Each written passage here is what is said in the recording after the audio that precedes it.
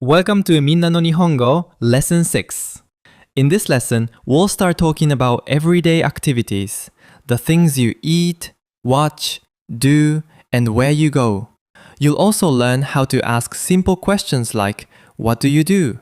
And where do you do it? And most importantly, how to invite someone politely in Japanese. By the end of this lesson, you'll be able to talk about daily life naturally and confidently. Let's begin. Now let's look at our first grammar point, the polite ます form. In lesson 6, we begin using verbs in their polite form. This is the standard way to speak in everyday Japanese conversation. For example, 私はパンを食べます。I eat bread. 私はサッカーをします。I play football. ビデオを見ます。I watch a video.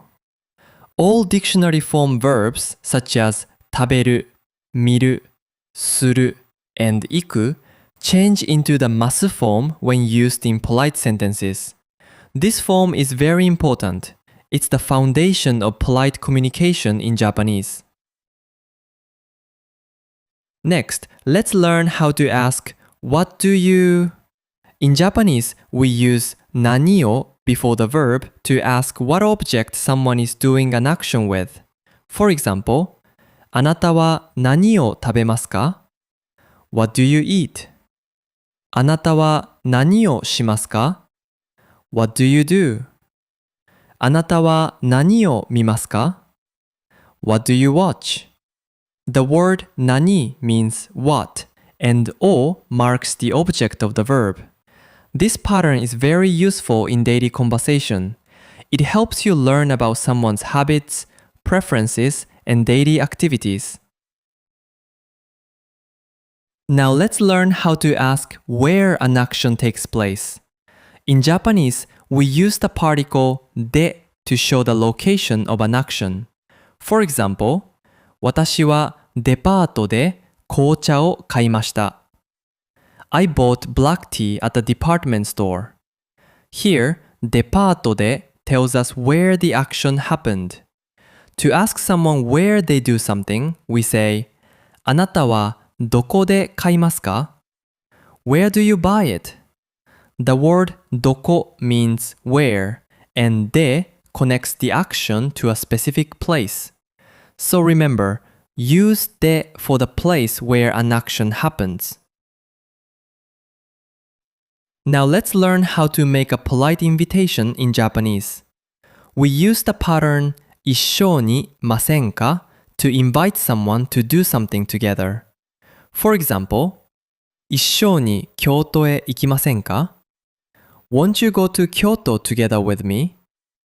一緒にお花見をしませんか? Won't you go cherry blossom viewing together? The phrase 一緒に means together, and ませんか turns the sentence into a gentle invitation. This expression sounds polite, friendly, and not pushy. It's softer than giving a direct command and warmer than just asking a question. You'll hear this pattern very often in daily Japanese conversation. Finally, let's learn how to say let's in Japanese. We use the pattern ましょう to suggest doing something together or to make a joint decision. For example, あそこで休みましょう. Let's rest over there. 3時に食堂へ行きましょう. Let's go to the cafeteria at 3 o'clock. Unlike ませんか, which is an invitation asking for someone's opinion, ましょう sounds more like a shared decision. It's inclusive, positive, and often used when everyone already agrees. You'll hear this form very often among friends, classmates, and coworkers. Let's review what we learned in lesson 6. First, we studied the polite ます form, the foundation for talking about daily actions. Then, we learned how to ask, what do you do? Using 何をますか? Next, We practiced asking where an action happens with どこでますか? After that, we learned how to invite someone politely using いっしょにませんか?